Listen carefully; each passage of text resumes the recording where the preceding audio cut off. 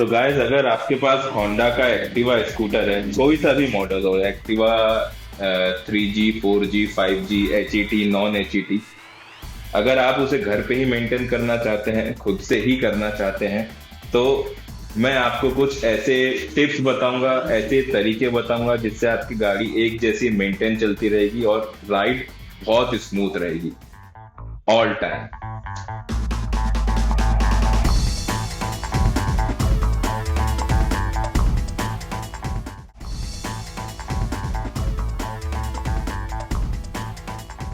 गाड़ी के basic maintenance में सबसे पहले हमारा कंट्रोल आता है। जैसे एक्सेलरेटर का फ्री प्ले है, ये फ्री होना जरूरी है पहला।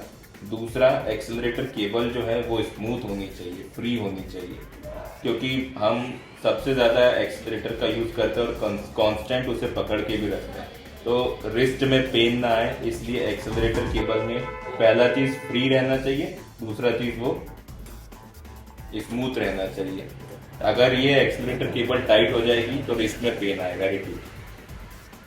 दूसरा है फ्रंट ब्रेक का लीवर, फ्रंट ब्रेक। इसमें इतना जो ये है, ये फ्री प्ले है, हमें गाड़ी में फ्री प्ले रखना जरूरी रहता है। मैं बिटवीन वीडियो आपको बताऊंगा कि फ्री प्ले क्या होता है और क्यों जरूरी होता है। ये फ्री प्ले होना जरूरी है। उसके बाद में यहाँ से ब्रेक लगना स्टार्ट होता है। गाड़ी आप जब चलाते हैं तो आपको पता चल जाएगा कि गाड़ी में ब्रेक हमें कितना टाइट रखना है। अगर लूज करना है तो आप लूज कर दीजिए, टाइट रखना है तो आप टाइट कर दीजिए, पर गाड़ी में फ्री प्ले होना जरूरी है। ये है लेफ्ट ब्रेक। एक्टिवा में कॉम्बी ब्रेक आता है, मतलब लेफ्ट ब्रेक, पिछला ब्रेक लगाने पर अगले व्हील का और पिछले व्हील दोनों का ब्रेक एक साथ लगता है। अभी जैसे इस एक्टिवा में ये पूरा लूज पड़ा हुआ है, तो इसे हम मेंटेन करेंगे, क्योंकि ये कोई काम का नहीं है, इतना लूज ब्रेक लगेगा ही नहीं। के बाद आते हैं स्विचेस।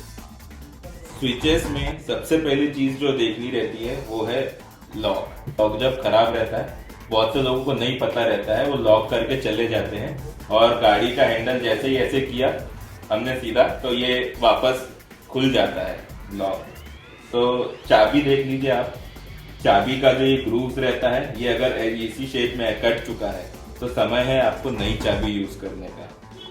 और फिर चाबी को ऑन करने के बाद चाबी बाहर नहीं आनी चाहिए। अगर चाबी बाहर आ रही है तो टाइम है नई चाबी लेने का या नया लॉक फिट करवाने का। और फिर जो ये है एंटी थेफ्ट लॉक, इसका ऑपरेशन चेक कर लीजिए प्रॉपर है क्या। अब स्विचेस चेक करना है, जैसे सेल्फ स्विच है, लाइट स्विच है, इंडिकेटर, डीपर। और तो सेल्फ स्विच चेक करने के लिए सबसे पहला जो चेक करना है वो है फ्रंट ब्रेक प्रेस करके सेल्फ स्विच को दबाइए।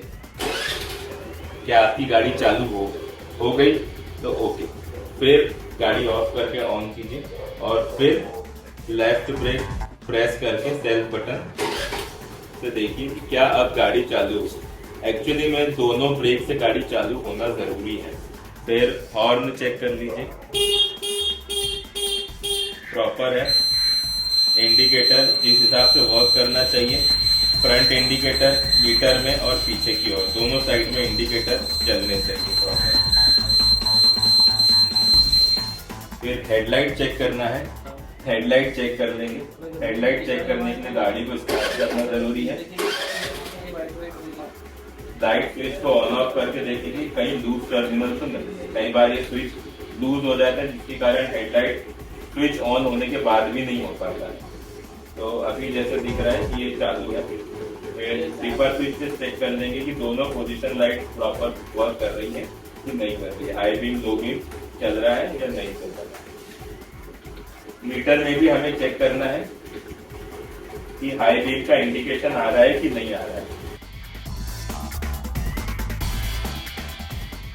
गाइस, इस साइड का ल्यूब करना है अगर दोनों लीवर और एक्सीलरेटर, तो उसके लिए हमें मास्क को खोलना पड़ेगा। उसके लिए हमें ये 4 स्क्रू खोलने हैं।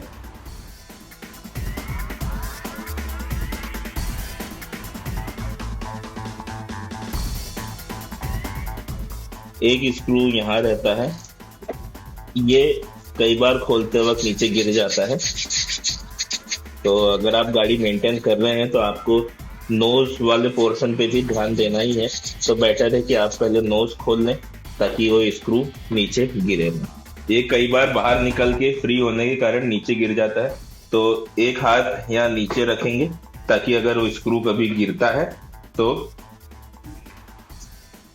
अगर स्क्रू कभी गिरता है तो हाथ पे ही रखेंगे। और फिर मास्क को यहाँ से पकड़कर हल्का सा इसको पुश करते हुए बाहर निकालना है।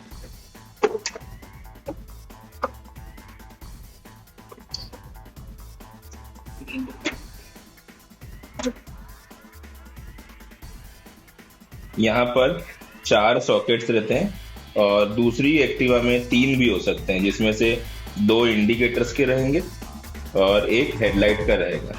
ये HET मॉडल है तो इसमें एक पार्किंग लाइट का भी सॉकेट है। इन सबको आप सावधानी से निकाल लेंगे।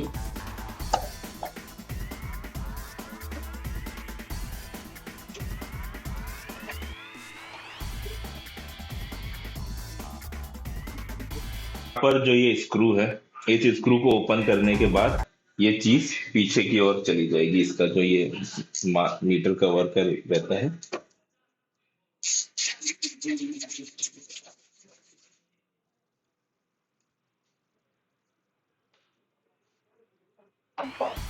अब हम इसको पीछे करके ये वाला जो 10 mm का बोल्ट है इसको खोलकर एक्सीलरेटर का जो ग्रिप है उसको निकालकर ल्यूब कर सकते हैं, जिससे ये स्मूथ रहे। ध्यान दीजिए, अगर आपकी गाड़ी में यहाँ प्ले नहीं है तो आप इसे ना खोलें, नहीं तो एक्सीलरेटर केबल आपको नई डालनी पड़ सकती है।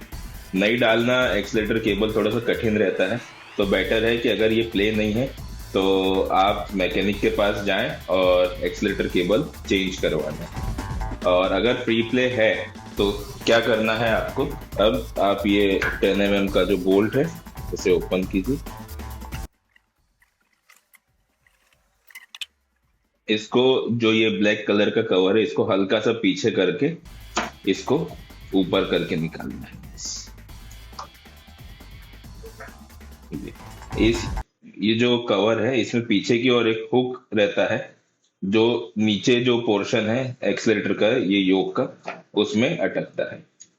अब इसमें केबल रहती है जो इसको बस हल्का सा निकालने पे एक कपड़े से इसको पोंछ लेंगे। अब पहले चेन ल्यूब जो है इसको यहाँ पर हल्का सा लगा लेंगे और थोड़ा बहुत इसमें डालकर इसको पहले फ्रीली मूव कर लेंगे, ताकि चेन ल्यूब जो है वो पूरी जगह पे प्रॉपरली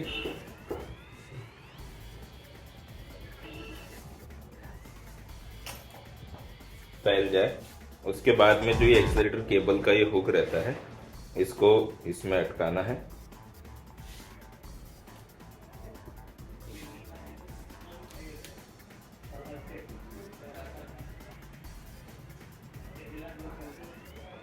अटकाने के पहले मैं आपको एक बता दूं कि ये जो योक आपको दिख रहा है इसमें यहाँ पर एक ये पॉइंट है, ये पॉइंट हैंडल में भी एक पॉइंट रहता है, उससे मैच होता है और ये फिक्स होता है वहां, तो इसीलिए ये योक हिलता नहीं है। अगर ये टूट जाएगा तो योक का मूवमेंट स्टार्ट हो जाता है।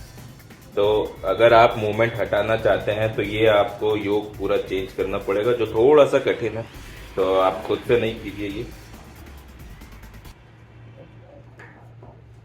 एक्सीलरेटर केबल लगाने के लिए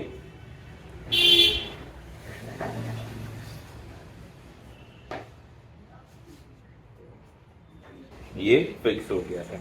अब जब इसको कसेंगे तो ये फ्री प्ले यहाँ पर इस तरह रहना चाहिए।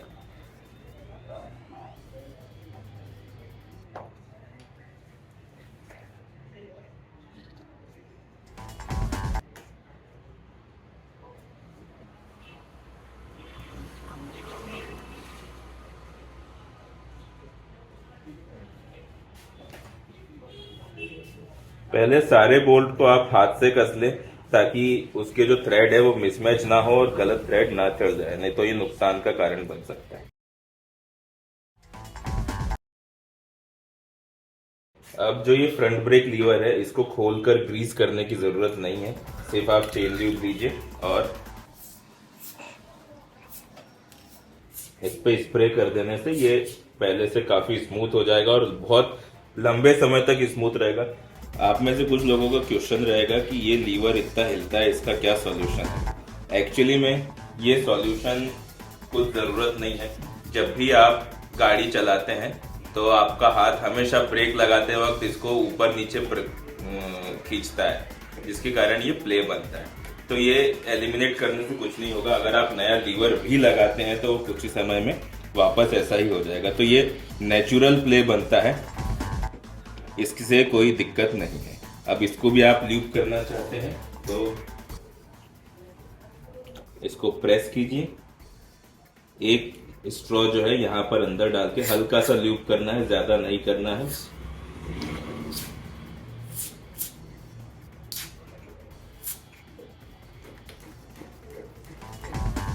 ये फ्री हो गया है। गाइस, ये है हेडलाइट सेगमेंट मास्क में। यहाँ पर आपको क्या चीजें चेक करनी है कि जो भी ये इंडिकेटर्स हैं ये अच्छे से फिटेड हैं कि नहीं है। ये कई बार ढीले हो जाते हैं जिसके कारण गाड़ी चलाते वक्त वाइब्रेट करते हैं। ये स्क्रूज पे आप एक बार हल्का सा लोड ले लीजिए, ज्यादा नहीं लेना है क्योंकि ये प्लास्टिक पे कसा हुआ रहता है तो जरा से में टूटने के खतरा है। बस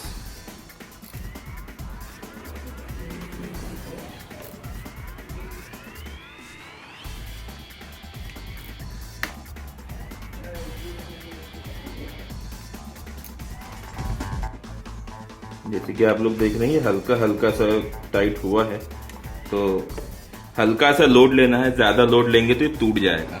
अच्छा, अब एक चीज और जो देखनी रहती है इसमें वो ये है कि कई बार क्या होता है कि ये स्क्रू पूरा कसने के बाद भी टाइट नहीं होता है। तो आपको कुछ नहीं करना है, डबल टेप हर स्टेशनरी पे मिल जाता है। डबल टेप लीजिए, यहाँ पर रखिए और स्क्रू को कस दीजिए।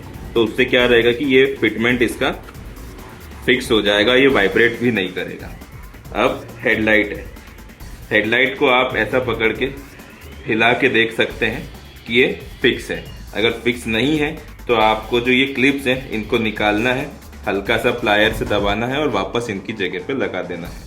पोजीशन आप अगर भूल जाएं तो मैं आपको बता देता हूं कि जो फ्लैट सरफेस रहता है इसमें क्लिप जो रहती है, एक फ्लैट सरफेस रहता है और एक थोड़ा सा उभरा हुआ रहता है, ऐसा खूटी जैसा रहता है। खूटी वाला जो सरफेस है वो ऊपर रहता है और जो फ्लैट सरफेस है वो नीचे की साइड यहाँ पर ऐसा लगता है। और यहाँ पर अगर आप बल्ब चेंज करना चाहते हैं आपकी गाड़ी में तो आपको ये जो रबर का कवर है इसको निकालना है और ये जो क्लिप है इसको प्रेस करके बाहर निकालना है और ये आपका बल्ब निकल जाएगा। वापस पैक करते वक्त आपको इस बल्ब को वापस ऐसे ही रखकर इस क्लिप को प्रेस करके यहाँ पर अटकाना है, ठीक है। और ये है इसका रबर, इसमें यहाँ पर टॉप लिखा हुआ रहता है, ये वापस अपनी ओरिजिनल पोजीशन पे ही लगना चाहिए।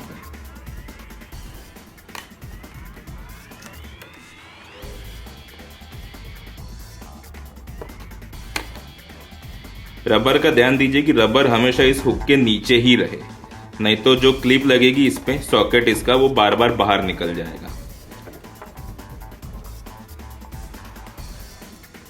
यहाँ टॉप लिखने का मतलब क्या रहता है कि जो गर्म हवा रहती है, जब भी हम हेडलाइट चालू करते हैं तो गर्म हवा बनती है और गर्म हवा और ठंडी हवा का सर्कुलेशन बनता रहे, इसलिए यहाँ पर एक ये रहता है जहाँ से ठंडी हवा अंदर आती है और यहाँ से गर्म हवा बाहर निकल जाती है, जिसके कारण हेडलाइट ठंडी रहती है और अपना टेम्परेचर एक मेंटेन करके रखती है। ये सभी जगह रहता है। अब इसको हम वापस फिक्स करेंगे। मास्क को यहाँ पर रखना है और सारे सॉकेट्स को वापस लगाना है। सॉकेट्स में वैसलीन या पेट्रोलियम जेली लगा के रखी है हमने पहले से।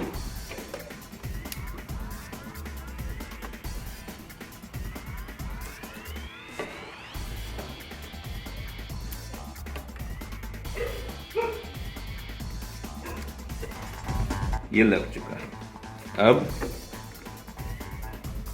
वायर को, इसमें एक चीज और बताना रहेगा, गाइस यहाँ पर जो आप देख रहे हैं मास्क में हल्के हल्के से एक पॉइंट्स रहते हैं।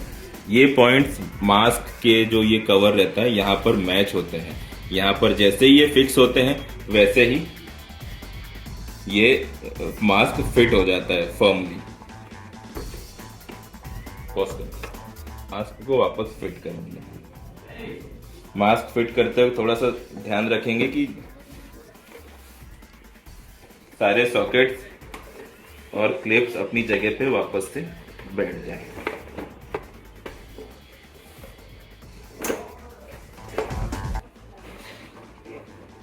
नीचे भी रहता है, नीचे दिखाएं, यहाँ पर भी रहता है, तो यहाँ पर ये बैठ जाए।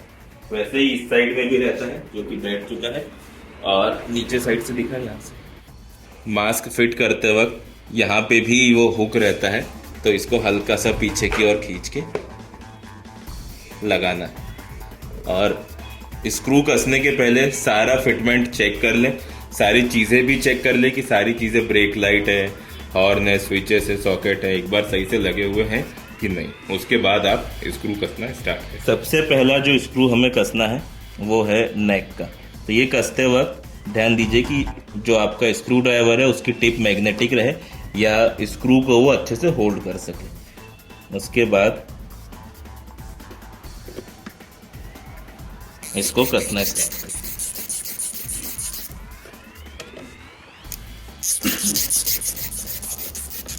ये मेटल नट पे कसा हुआ रहता है, मेटल नट पे कसाता है, जिस कारण हम इस पे लोड ले सकते हैं।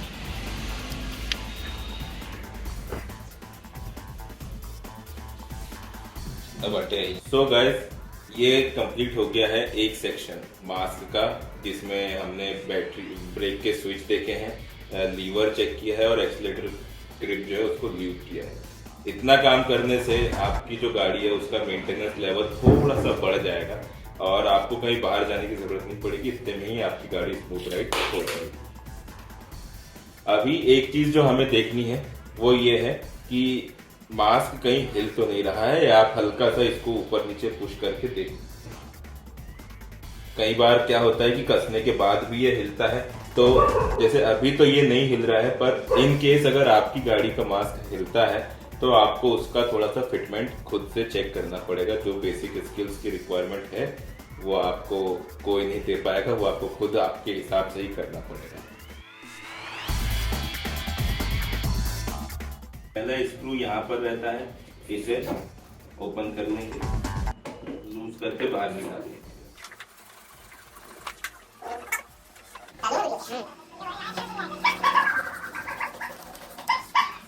और फिर दो स्क्रू यहाँ पर होते हैं, ये रबर के फिक्सर, इसको ओपन कर लेंगे। तो गाइस, एक्टिवा का जो ये सेक्शन है, इस सेक्शन में हमें जो ध्यान देना है वो ये है कि इस पोर्शन में कुछ भी चीजें लूज ना रहे। लूज फिटमेंट रहेगा तो आपको हर बार फील होगा कि यहाँ पर कुछ ना कुछ बचता है।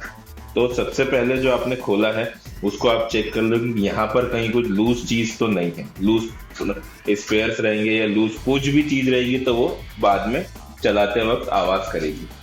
तो सबसे पहले जो हम देख रहे हैं वो ये है कि ये बजर जो है यहाँ पर इसको किसी ने रस्सी से बांधा हुआ है, तो हम इसको फिक्स करेंगे।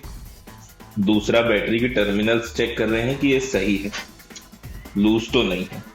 और हॉर्न का अगर आपको फील होता है कि हॉर्न है ना कभी जैसे प्रॉपर नहीं बजता है, हल्का सा वाइब्रेट होता है, टोन चेंज हो जाती है, तो आपको क्या करना है कि ये जो क्लिप है हॉर्न की, इसको आप बस ऐसे हल्का सा मूवमेंट करके देखिए और खींच के देखिए हल्का सा। अगर ये बाहर आ जाता है या हॉर्न बजाते वक्त है ना टोन में चेंजेस आती है, जैसे कि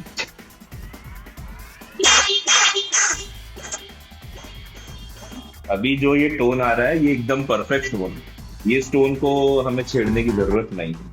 तो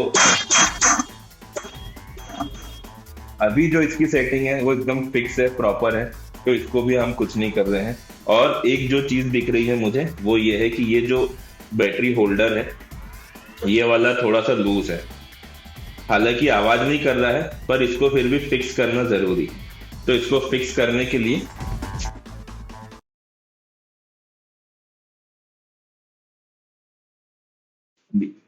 एक्चुअली में ये बैटरीज तो ड्राई है, पर क्या रहता है कि फिर भी इसको एक बार प्रोटेक्ट करने के लिए कि इनकेस कभी इसमें एसिड बन जाए तो आप इस पे दो चीजें यूज कर सकते हैं। एक तो पेट्रोलियम जेली आप यूज कर सकते हैं जो वैसलीन आती है, या कोई सी भी पेट्रोलियम जेली का आप टर्मिनल्स पे यूज कर सकते हैं। ज्यादा नहीं लगाना है, हल्का सा लगाना है ताकि इस पे सिर्फ एक हल्की सी कोटिंग बनी रहे। या तो फिर गंक का बैटरी टर्मिनल प्रोटेक्टर आता है, क्लीनर एंड प्रोटेक्टर, इसको आप शेक करो और इस पे एक बार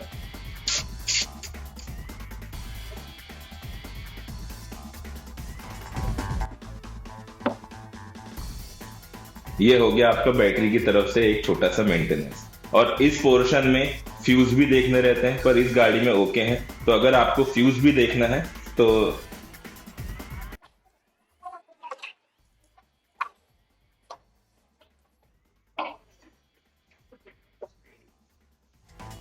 ये इसका फ्यूज सेक्शन है। यहाँ पर एक क्लिप रहती है जो आप हल्का सा पुश करके इसको खोल सकते हैं। ये फ्यूज आपको यहीं से विजिबल रहेंगे कि कौन सा फ्यूज सही है साइड से देखने पर। तो ये आपने चेक कर लिया है। स्पेयर फ्यूज रखे रखिए गाड़ी में, इसको भी चेक कर लेना ज्यादा अच्छी बात है। इनकेस इमरजेंसी में कभी फ्यूज खराब हो जाता है तो आप यहीं से निकाल कर 15 एम्पियर का जो फ्यूज है वो 15 एम्पियर की जगह पर लगाएं, 10 एम्पियर वाला 10 एम्पियर की जगह पर।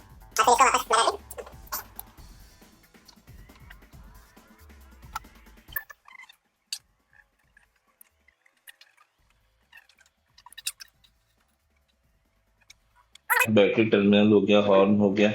लॉक की सेटिंग्स भी आप देख सकते हैं। लॉक के जो स्क्रूज रहते हैं वो लूज रहते हैं तो वो भी आप देख सकते हैं।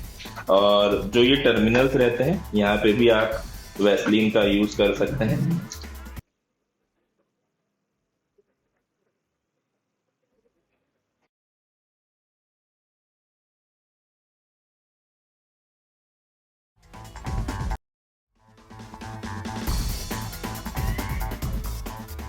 गाइस कई बार कुछ चीजें खोलते वक्त या कहीं मिस हैंडल हो जाती है तो घूम जाती है। तो आपको मैं बताते जाऊं डिटेल्स बीच बीच में।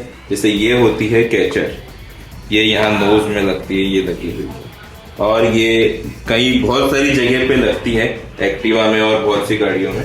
तो ये अगर घूम जाती है तो इसे कहते हैं कैचर। ये आपको आपके आसपास के जो ऑटो पार्ट्स वाली शॉप है वहां पे मिल सकता है। तो अभी जैसे यहाँ का एक हमने निकाला था और अब नया लगाना है तो इसको कुछ नहीं करना है, यू शेप का रहता है, इसको सिर्फ यहाँ पर लगा देना। ये हो गया। और गाइस एक चीज पे ध्यान दीजिए, ये होती हैं क्लिप्स। कई बार ये भी नई रहती हैं जिसके कारण ये जो मास्क है, अगर आपकी गाड़ी कहीं भी डैमेज नहीं हुई है तो ये जो क्लिप्स हैं, ये जो ये जगह दिखाइए, ये क्लिप्स यहाँ पर मैच हो जाती हैं 4 जगह पे। 4 क्लिप्स हैं, येलो वाली दिखाना जरा। ये 4 क्लिप्स ये 4 जगहों पे लग जाती है जिसके कारण ये नोज जो है फर्म फिट हो जाती है। अब हम इसको फिट करेंगे।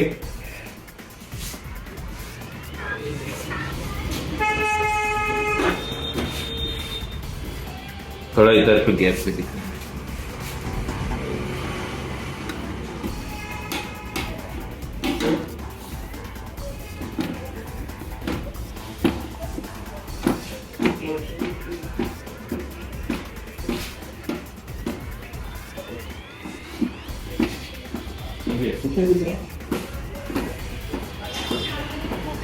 उस साइड वाला लगाने आएगा कर तो फिर बन जाएगा। अरे वो स्क्रू है ना वहाँ पे एक, निकाल दिया।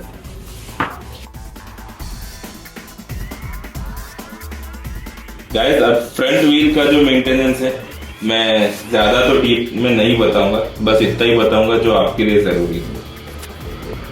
यहाँ पर आपको जो चेक करना है वो ये है कि मडगार्ड को आप पहले अच्छे से पकड़िए। गाड़ी थोड़ी पीछे की ओर दबी होनी चाहिए ताकि ये फ्री रहे।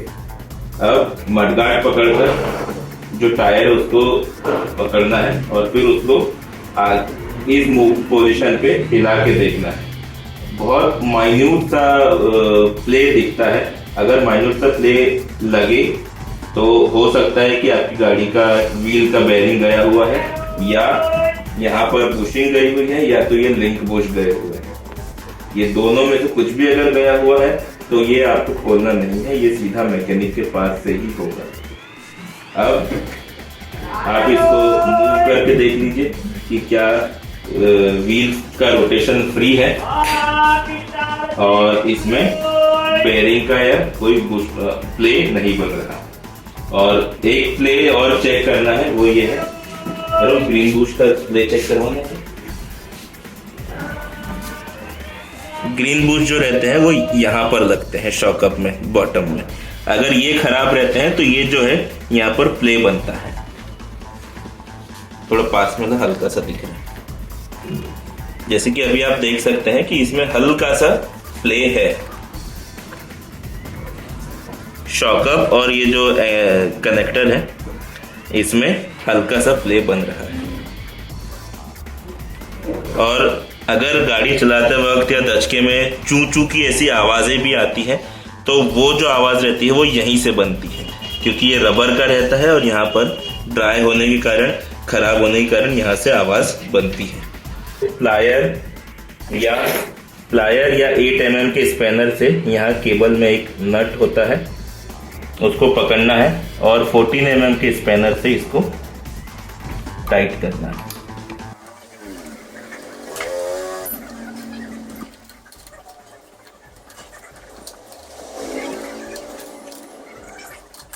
ब्रेक आप आपकी ज़रूरत के हिसाब से करें, जितना टाइट चाहिए आपको उतना ही टाइट रखिए, जितना लूज चाहिए उतना लूज दीजिए। अब ये जो है इसमें ये फ्रंट ब्रेक केबल है, जब आप राइट वाला लीवर प्रेस करते हैं तो ये वाली केबल मूव होती है, और जब आप लेफ्ट वाला ब्रेक दबाते हैं तो ये वाली केबल मूव होती है। जैसे कि अभी हमने फ्रंट ब्रेक टाइट किया है तो ये जो पोर्शन बन रहा है यहाँ पर आपको गैप दिख रही है, ये गैप भी हमें कम करना ज़रूरी है, क्योंकि ये सिंक्रोनाइज्ड ब्रेकिंग सिस्टम है। अगर पिछला ब्रेक लगाने पे अगला ब्रेक नहीं लगेगा तो आपको ऐसा फील होगा कि ब्रेकिंग पावर बहुत ड्रॉप हो गई है। तो इसको भी सिंक करना है, तो इसके लिए इसको भी टाइट करेंगे।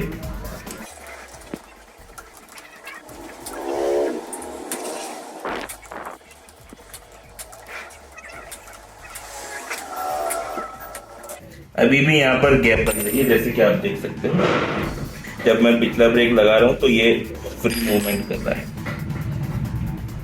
ये फ्री मूवमेंट हमें बंद करना है। पॉज कर रहे हैं।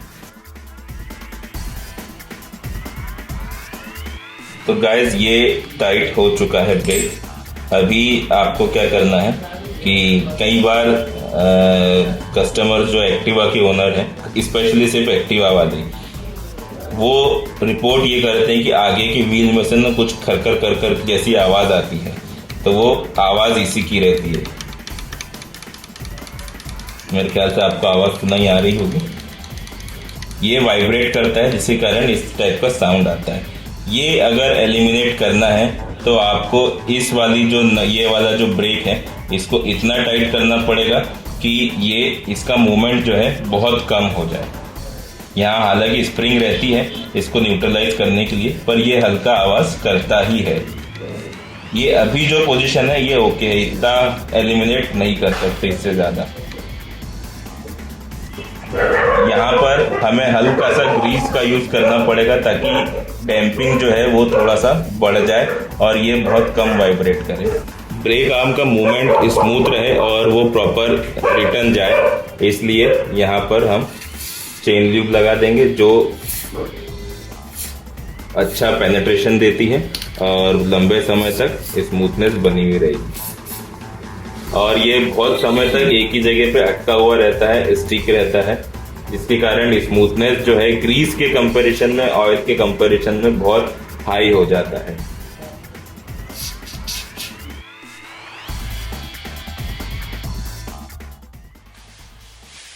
सो गाइस, अब हम एक्टिवा का जो मेन पोर्शन है इंजन साइड का, वहां पर हम स्पार्क प्लग, कार्बोरेटर और उसके कुछ नट बोल्ट्स और चोक की सेटिंग, एयर फिल्टर, सब फिल्टर और इंजन ऑयल का हम अब यहाँ पर चेक करेंगे।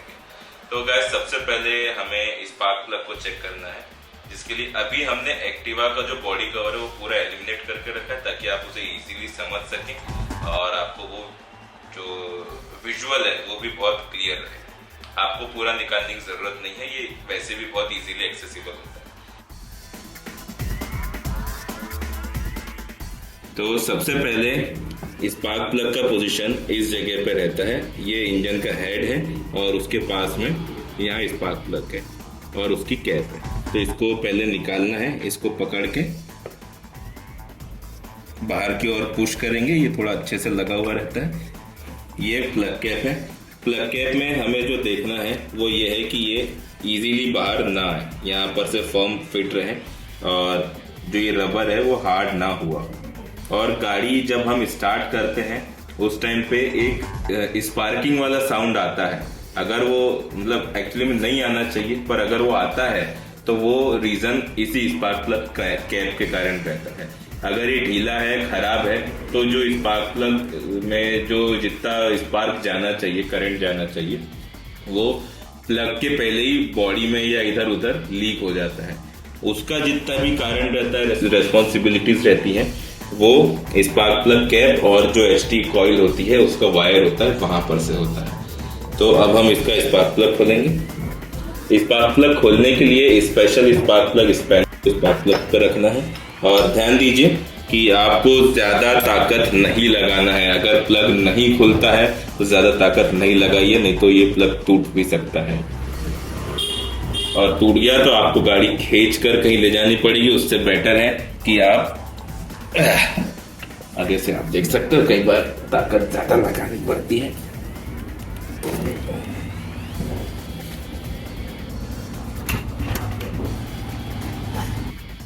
स्पार्क प्लग ट्यूब यूज करके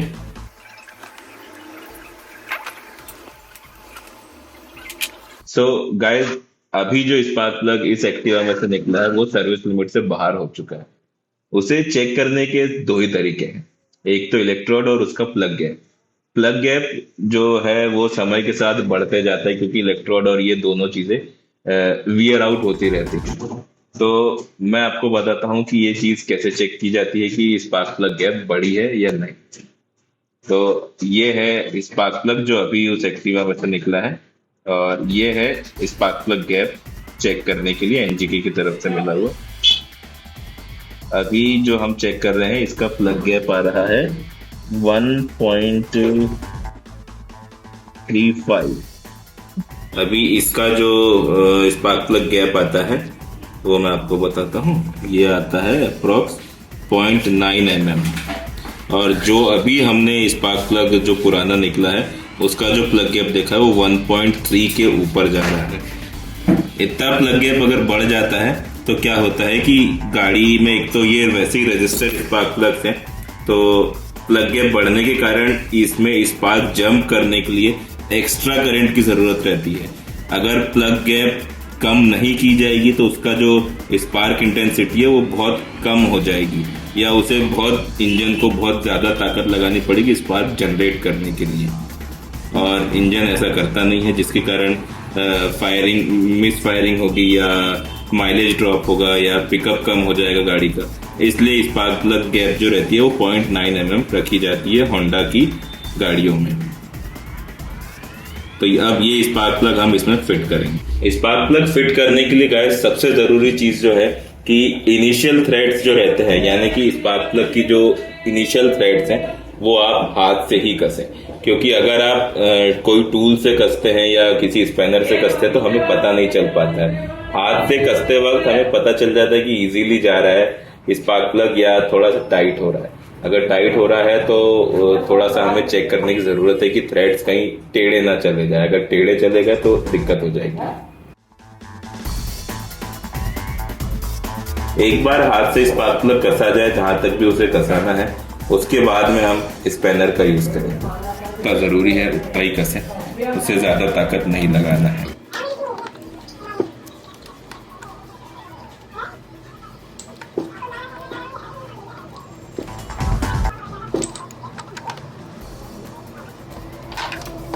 गाइस कैसा है कि टॉर्क रेंज में हम वैल्यू सेट कर देते हैं और वो उतना कसने के बाद वो स्लिप मारता है। पर क्या है कि अगर टॉर्क रेंज नहीं यूज कर रहे हैं तो टॉर्क जैसे नए जो है, जैसे आप लोग हैं या नए मैकेनिक रहते हैं, उन्हें पता नहीं चलता कितना टॉर्क लगाना है। तो कैसा रहता है कि टॉर्क कैलकुलेशन फिर फिंगर्स पे होता है कि single finger load, 2 finger load, 3 finger load, 4 finger और ऐसा फिर पाम करके ताकत। क्योंकि आप 2 उंगली से या सिंगल उंगली या जितनी भी उंगली आप यूज करते हो उस पर ताकत बढ़ती जाएगी। तो उस हिसाब से मैं बता रहा हूँ कि अगर आप स्पार्क प्लग कस रहे हैं तो आपको बहुत से बहुत 3 फिंगर लोड लेना है, यानी कि जो आप पेचकस या जो भी टूल आप ले रहे हैं टॉर्क बढ़ाने के लिए स्पैनर का, तो उस पर आपको 3 फिंगर रख के उसको पुश करना है, बस उससे ज्यादा नहीं करना है। आप पहले 2 से ट्राई कीजिए, अगर फिर रुक जाए तो 3 फिंगर लगा के थोड़ा और आप चेक कर सकते हैं। गाइस, ये जो स्पार्क प्लग है ये इसकी रीच है, जितने भी इसमें थ्रेड दिख रहे हैं ये रीच है। और यहाँ पर एक ऑयल गैस्केट, प्रेशर गैस्केट रहती है। ये प्रेशर गैस्केट जब भी आप स्पार्क प्लग कसते हैं इसको थोड़ा सा दबना जरूरी है। अगर ये नहीं दबेगा तो जितना भी प्रेशर थ्रेड से होते हुए बाहर आ जाएगा। अगर ये इस तरह होगा तो इंजन में जो कंप्रेशन लॉस होता है उसका कारण एक ये भी बन सकता है, अगर स्पार्क प्लग सही से कसा हुआ नहीं है तो। दूसरा, इंजन के अंदर कंबशन चेंबर में जितने भी हमें हीट की रिक्वायरमेंट है वो यहाँ से लॉस हो सकती है। तो ध्यान रखें कि स्पार्क प्लग कसते वक्त ये जो गैस्केट है इसे थोड़ा सा तो भी दबना जरूरी है, यानी कि ये सील करेगा उस चीज को। सो गाइस, कार्बोरेटर के पहले हमें चीज चेक करनी है, वो है एयर फिल्टर। अभी होंडा कहता है कि do not clean air filter, replace it according to maintenance schedule. अभी इसका मतलब क्या है कि होंडा चाहता है कि उनके जो एयर फिल्टर हैं वो आप क्लीन ना करें। क्यों नहीं करना है? क्योंकि अभी के जो ये एयर फिल्टर्स हैं, पहले जो एयर फिल्टर्स आते थे वो स्पंज के आते थे। अभी उसमें कैसा था कि उसको आप क्लीन कर सकते थे, तेल लगा के वापस फिट कर सकते थे। मैंने कहा तेल लगा के, मतलब इंजन ऑयल उस पर लगाना पड़ता था। क्यों? क्योंकि जो डस्ट है, फाइन डस्ट जो रहती है वो ऑयल पे चिपक जाती है, जिसके कारण बहुत सारे चांसेस रहते हैं कि वो अंदर ना जाए। अभी स्पंज तो बंद हो गया, अब आता है पेपर फिल्टर। इसको पेपर की जगह विस्कस फिल्टर भी कहा गया है, क्योंकि इस पे एक स्पेशल ऑयल लगा हुआ रहता है जो बहुत फाइन माइक्रॉन्स की जो धूल रहती है, फाइन डस्ट रहती है, उसको वहीं पे ट्रैप कर लेता है, अंदर नहीं जाने देता है। अभी क्या है कि अगर आप इस पे एयर, कंप्रेस्ड एयर मारते हैं तो क्या रहता है, कंप्रेस्ड एयर जहां पर आपने ब्लो करी है वहां से एयर को पास होना जरूरी है, क्योंकि आप बहुत प्रेशर रहता है कंप्रेस्ड एयर में। तो एयर वहां से जब निकलती है तो उसके जो मैश रहते हैं वो थोड़े बहुत खुल जाते हैं, जिसके कारण आपका एयर फिल्टर नहीं बचता है। तो बेटर है, देखो अगर एक एयर फिल्टर है, होंडा का ओरिजिनल एयर फिल्टर है, आप मान के चलिए 12,000 किलोमीटर तक बढ़िया प्रोटेक्शन देता है और अच्छा चलता है। 12,000 से ज्यादा भी चलता है पर डस्ट जो है वो अंदर नहीं जाने देता है, सबसे बड़ी बात ये है। तो 12,000 तक भी अगर आप चलाते हैं तो भी एयर फिल्टर आपके लिए बहुत सस्ता है। तो ये एयर फिल्टर को आप क्लीन मत कीजिए, सीधा चेक कीजिए कि ज्यादा गंदा तो नहीं हो गया है। बस मेंटेनेंस शेड्यूल में हमें यही देखना है कि एयर फिल्टर कई बार जैसे डस्टी एनवायरनमेंट हो जाता है तो वो डस्ट एयर फिल्टर पे चिपक जाती है, और कई बार थोड़ा एनवायरनमेंट में मॉइस्चर भी रहता है, जिसके कारण एयर फिल्टर का जो सरफेस है, मटेरियल है, वो थोड़ा सा स्वेल हो जाता है, गड़बड़ हो जाता है। तो कहीं ऐसा ना हो कि एयर फिल्टर अंदर ही अंदर फट गया हो या कुछ उसमें खराबी आ गई हो। तो हम इसलिए उसको सिर्फ इंस्पेक्ट करेंगे और रिप्लेस उसको 12,000 किलोमीटर 13 या 14 पे भी आप चेंज कर सकते हैं। ये आपके एनवायरनमेंट के हिसाब से है। अगर ज्यादा डस्टी एनवायरनमेंट है तो आप 12 के पहले भी बदल सकते हैं, अगर नहीं है तो आप 12 के आगे भी चला सकते हैं। तो अब हम एयर फिल्टर को चेक करेंगे।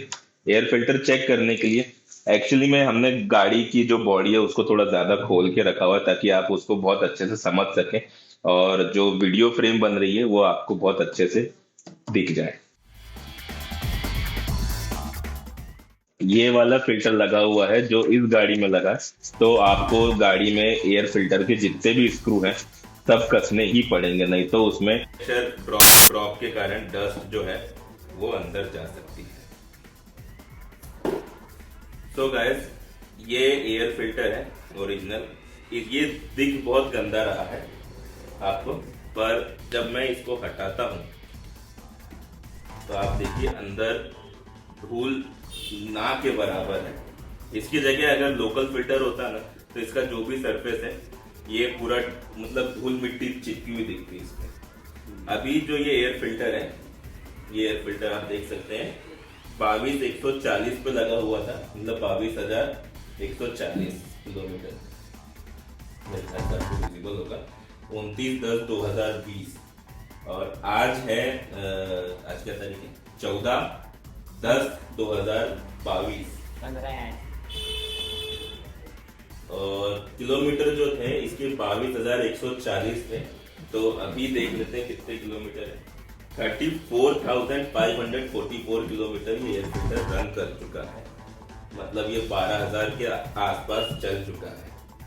तो अब इसे तो हम चेंज कर देंगे। मतलब कहने का ये है कि 12,000 किलोमीटर आप मान के चलिए, इसको 2 साल लग गए गाड़ी को। तो इससे सस्ता एयर फिल्टर आपको कहीं नहीं मिलेगा। और इतने सस्ते एयर फिल्टर के बाद भी प्रोटेक्शन मैक्स लेवल पे है। एयर फिल्टर हम नया लगा देंगे।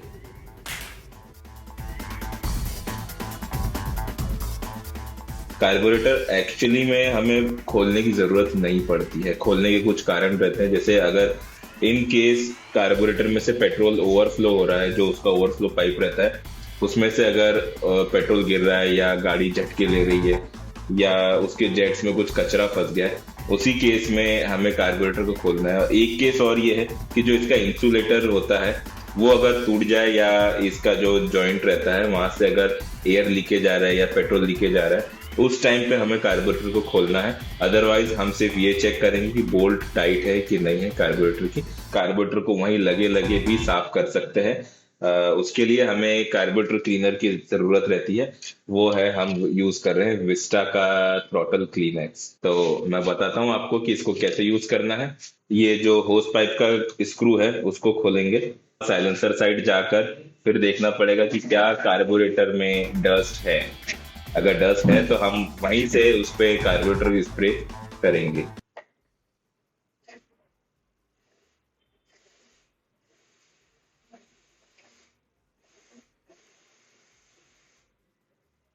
चोक जैसे अभी नहीं चल रहा है तो हमें ये भी क्लियर करना है कि चोक स्मूथ चलता रहे। अभी मैं चोक ऑपरेट कर रहा हूँ पर चोक आउटर का चल रहा है पर अंदर नहीं चोक चल रहा है। तो अब यहाँ पर रोरिक या WD-40 यहाँ पर काम करेगा जब हमें चोक वॉल को ऑपरेट करना और उसको बिना खोले हमें वर्किंग में लाना है।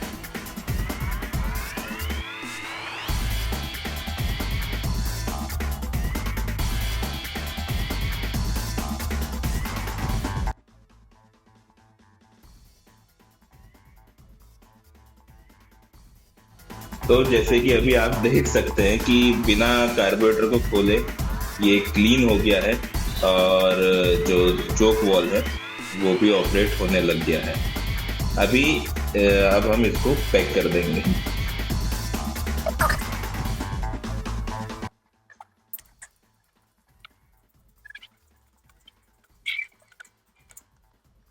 सो गाइस, ऐसी तरीके से हम कार्बोरेटर को क्लीन कर रहे हैं और चोक वॉल को ऑपरेट करना जरूरी है। अब इसके बाद में हमें क्या चेक करना है कि जो कार्बोरेटर के बोल्ट्स हैं 8 mm के 2 बोल्ट्स हैं, क्या वो प्रॉपर सिचुएशन में है। कई बार ये लूज भी हो जाते हैं, ये जैसे कि 1 से 2 डिग्री का मूवमेंट आया, इसमें दोनों जगह पे आया।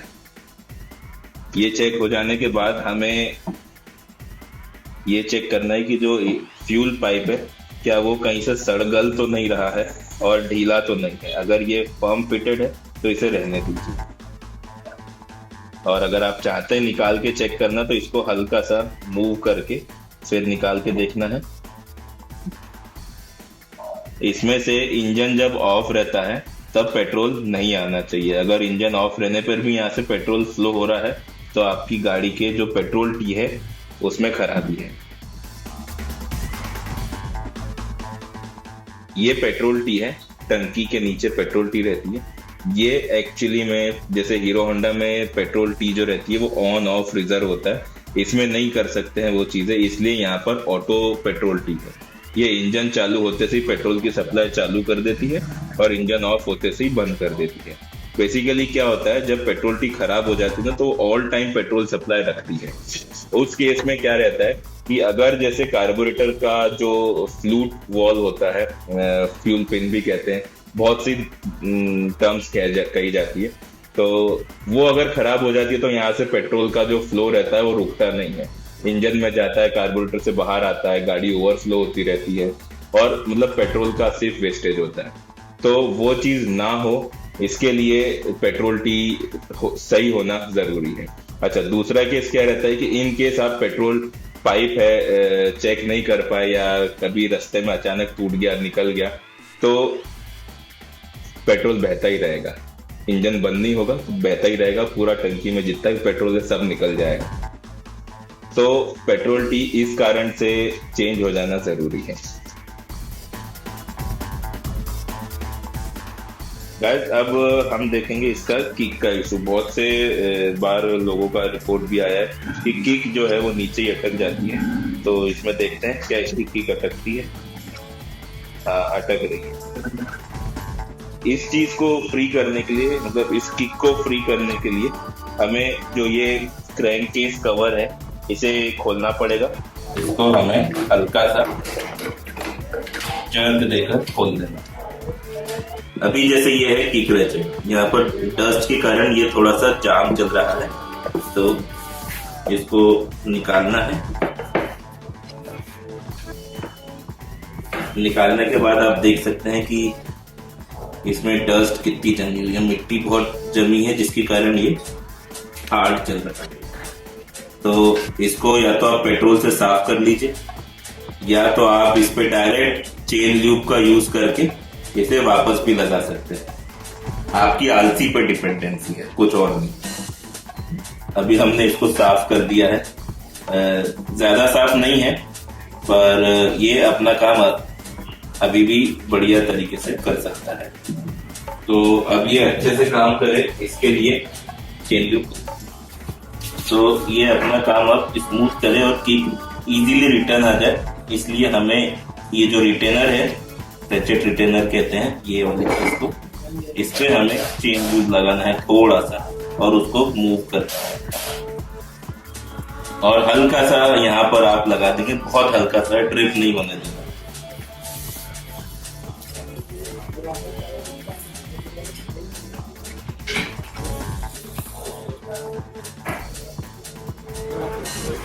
ये हो जाने के बाद इसको बस हल्का सा मूव करके देख लीजिए। ये हो जाए तो इसके बाद ये रेचेट के बाद में एक वॉशर लगता है,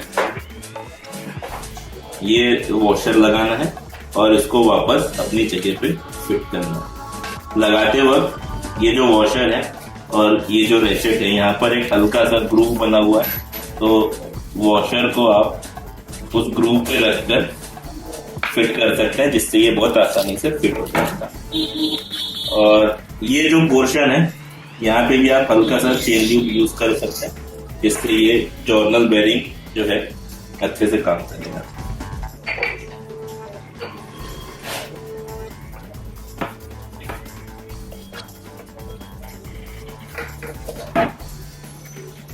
ये हो गया है, तो अब हम इसको वापस पैक करेंगे।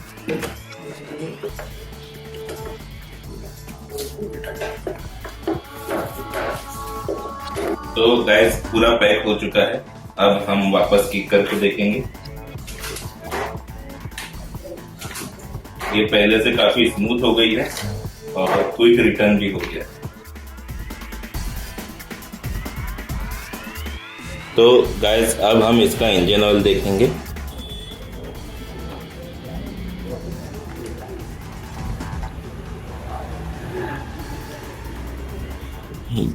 गाइस, ये जो इसका गेज है इस गेज में अभी जो ये कसा हुआ था पहले से, तो अभी जैसे कि दिख रहा है कि ऑयल का लेवल जो ये मैश बना हुआ रहता है उसके ऊपर ही दिख रहा है, या ऑलमोस्ट वहाँ तक तो दिख ही रहा है। तो अभी ये जो पोजीशन है इस पे हम ऑयल हाथ पे लेकर देखेंगे। तो गाइस अभी जो ये पोजीशन है, तो अभी जितना भी ऑयल आ रहा है हाथ पे, ये लेकर हमें बस ये चेक करना है ऐसे, क्या हाथ पे चिकनाहट आ रही है, ये पहला चेक है। दूसरा, इसको स्मेल करके देखेंगे कि क्या हमें ऑक्सीडाइज्ड ऑयल लग रहा है। ऑक्सीडाइज मतलब थोड़ा सा जला हुआ लगेगा। गाइस ये हल्का सा तो जला हुआ लग रहा है सूंघने पे, पर इसका जो स्मूथनेस है वो अभी भी वैसा ही है। तो ऑयल अभी हम इसको और चला सकते हैं। बेसिकली इंजन ऑयल अगर आप गुड क्वालिटी का यूज करते हैं, होंडा का यूज करते हैं या विडॉल का भी ऑयल यूज करते हैं, टेक ऑफ फॉरेस्ट, तो ये ऑयल ऑलमोस्ट 6000 किलोमीटर तक आराम से चल सकता है। इस पे आपको 3000 किलोमीटर, 3500 किलोमीटर या 4000 किलोमीटर पे टॉप अप लग सकता है। पर बहुत मेरे यहाँ पर एक्चुअली में जो कस्टमर है वो 5000 या 5500 के आसपास ऑयल तो चला ही लेते हैं। इंजन में कोई फॉल्ट देखने को नहीं आया है, ऑलमोस्ट 4 से 5 साल हो गए हैं। तो अभी जो इसकी कंडीशन है, इस कंडीशन के हिसाब से हमें ऑयल चेंज करने की जरूरत नहीं, तो मैं इसे ऐसे ही रहने दूंगा। गाइस अब हम ओपन करने वाले हैं सब फिल्टर। ये साइलेंसर के ऊपर वाली पोजीशन पे रहता है और यहाँ नीचे की साइड में एक स्क्रू रहता है, तो इसे मैं अब खोल रहा हूँ।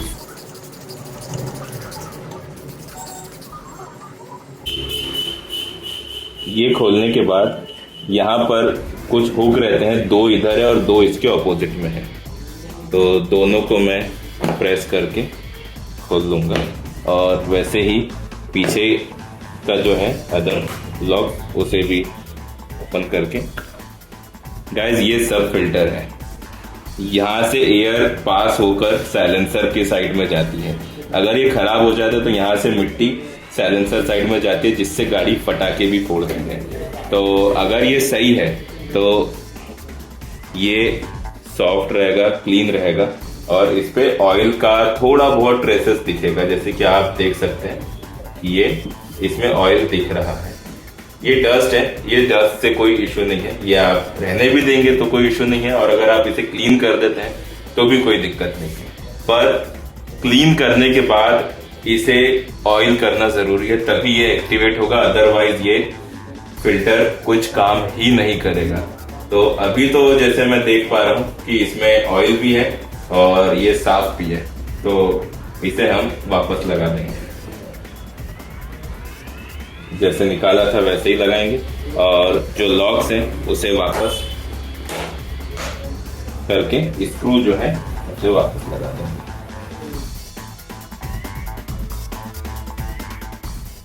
ये गियर बॉक्स है। अब गियर बॉक्स में से एक ब्रीदर ट्यूब है जो एयर फिल्टर में जाता है। ये पाइप जो है ये फर्म फिटेड रहना चाहिए, लूज नहीं होना चाहिए, क्योंकि अगर ये लूज फिट रहेगा तो यहाँ से पानी जा सकता है अंदर और जो गियर ऑयल को कंटेमिनेट कर सकता है। ये चीज़ आप ध्यान दीजिएगा कि ये लगा हुआ रहे, फर्म फिटेड रहे। ये एयर फिल्टर बॉक्स में लगता है इस तरह से, ये पहले अंदर जाता है और फिर ये यहाँ पर लग जाता है। अब हम इसमें देखेंगे गियर ऑयल का लेवल और गियर ऑयल कैसी सिचुएशन में है।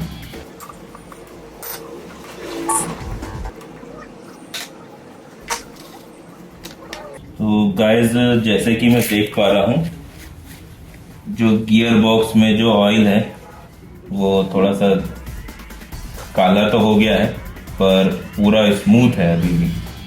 एक्चुअली में यहाँ पर भी वही इंजन ऑयल, वही ऑयल डाला जाता है जो इंजन में डाला जाता है, तो दोनों का जो VI है वो सेम ही है। और अगर यहाँ से ऑयल आ रहा है तो इसका मतलब ये लेवल में है, तो मैं इसको अभी और चला सकता हूँ, क्योंकि यहाँ पर ऑयल ऑलमोस्ट 35,000 किलोमीटर तक चल सकता है, कोई दिक्कत नहीं है। 35,000 किलोमीटर या 2 साल। और जैसे कि मैं मेरा रिकॉर्ड चेक कर पा रहा हूँ, ये ऑयल अभी सिर्फ 10 से 12 हज़ार किलोमीटर ही चला हुआ है। तो इसे हम चलने देंगे। कपड़ा कपड़ा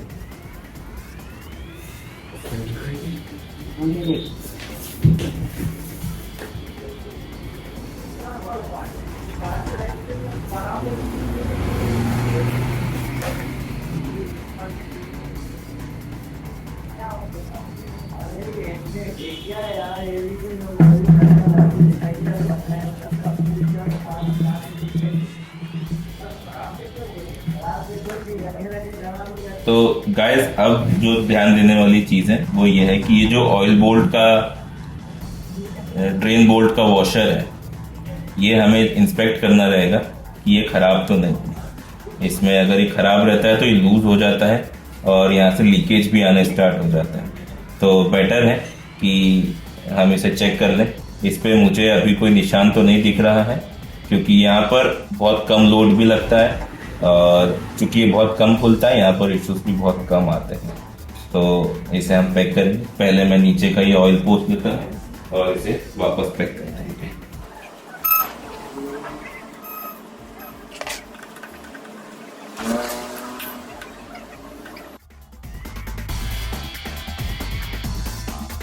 ब्रेक जो है इस गाड़ी का ये बहुत लूज है, तो ब्रेक को टाइट करने के लिए हमें इस केम को पहले आगे करना है, और अगर पॉसिबल हो पाता है तो हम इसको हाथ से भी टाइट कर सकते हैं अगर नट फ्री है तो।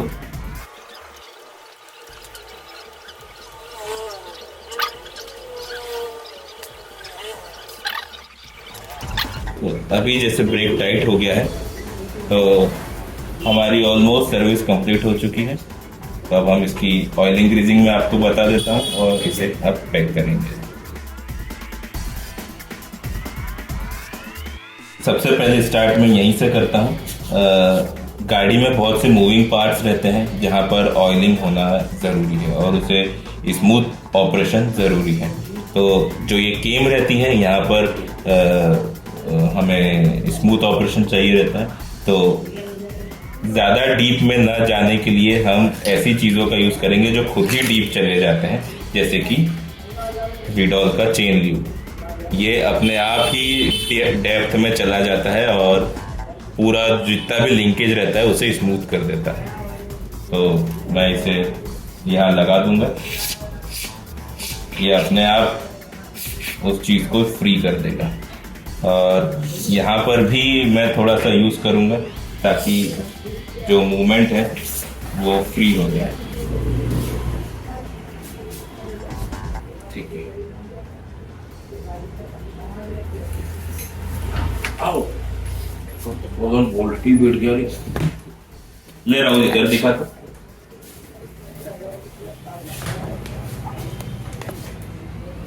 ये फुटरेस्ट जैसे कि आपको रस्टेड दिख रहा है, तो रस्टिंग का तो कुछ नहीं कर सकते हैं, पर यहाँ पर जब चेन ल्यूब लगेगा तो इसका मूवमेंट स्मूथ हो जाएगा।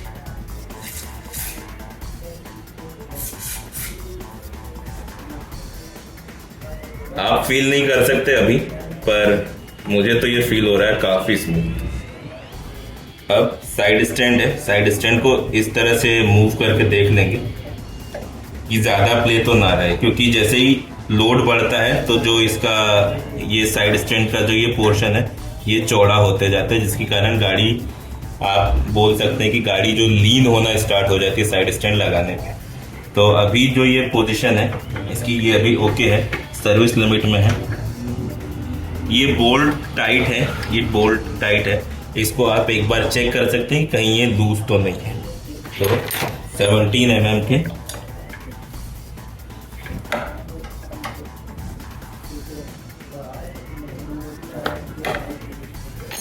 स्पैनर से मैंने तो चेक कर लिया कि ये टाइट ही है। अब जैसे कि आप देख सकते हैं कि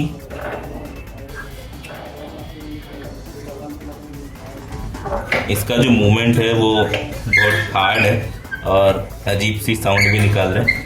तो अभी जब मैं इस पे चेन ल्यूब लगाऊंगा तो इसका जो मूवमेंट है और साउंड है पूरा स्मूथ हो जाएगा।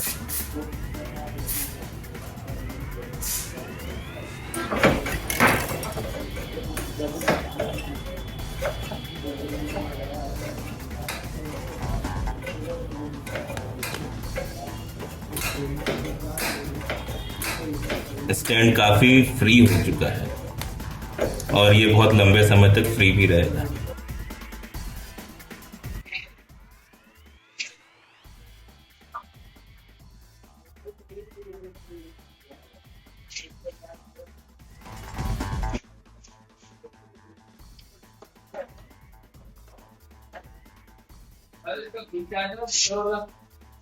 वही रखा हुआ है रे, देख ले। रखा हुआ है यार संजय, फिर मेरे को बोलना मत कि मैंने दिखाया तेरे को। गाइस ये है सीट कैचर। यहाँ पर हमें ग्रीस नहीं, सिर्फ चेन लूप लगा देंगे तो ही इसका मूवमेंट काफ़ी स्मूथ हो जाएगा। लॉक का मूवमेंट स्मूथ रखने के लिए, की का मूवमेंट स्मूथ रखने के लिए जो ये मेंटेनेंस स्प्रे रहते हैं कि जो ये स्ट्रॉ, इसको जितना डीप में आप पुश कर सकते हैं उतना डीप करने के बाद स्प्रे करना है और बहुत संभाल के निकालना है क्योंकि कई बार ये फंस जाती है। और जो ये एंटी थेफ्ट लॉक है उस पर भी हल्का से स्प्रे कर दें ताकि जो मूवमेंट है दोनों चीज़ों का वो स्मूथ हो जाए। उसके बाद में स्विचेस पे भी आप ल्यूब कर सकते हैं, मेंटेनेंस स्प्रे वाला डायरेक्ट, कोई इशू नहीं है और इससे स्मूथनेस फील होता है।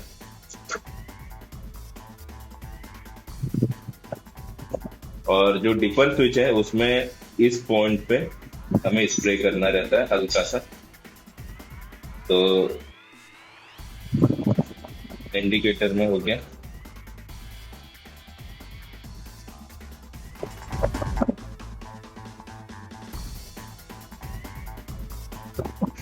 और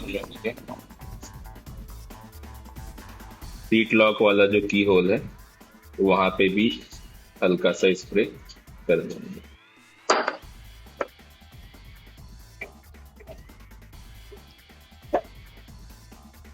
परफेक्ट।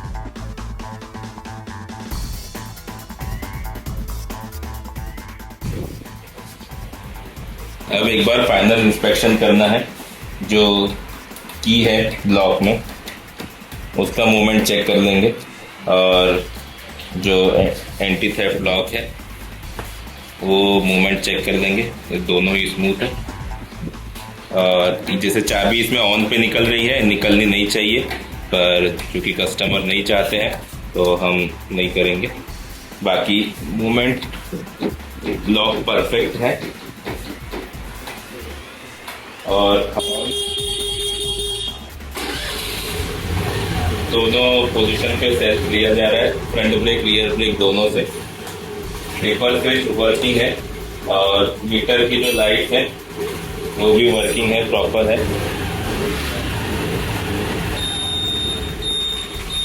इंडिकेटर भी वर्किंग है, बढ़िया है। मीटर कंसोल में भी दिख रहा है। और अब इसकी टेस्ट ड्राइव ली जाएगी और टेस्ट ड्राइव के पहले यस इसमें पीछे ब्रेक लाइट और इंडिकेटर भी चेक कर लीजिए। ये नॉर्मल टेल लाइट है और जब ब्रेक लगाते हैं तो ये ब्रेक सिग्नल बताती है। ये चीज चेक करना बहुत जरूरी है। कई बार गाड़ियों में सिर्फ टेल लाइट ही जलती है, हमें ब्रेक लाइट का यूज, मतलब ब्रेक लाइट जलना ज्यादा जरूरी है ताकि पीछे वालों को पता चले कि आगे ब्रेक लगाया है राइडर ने। और इंडिकेटर परफेक्ट।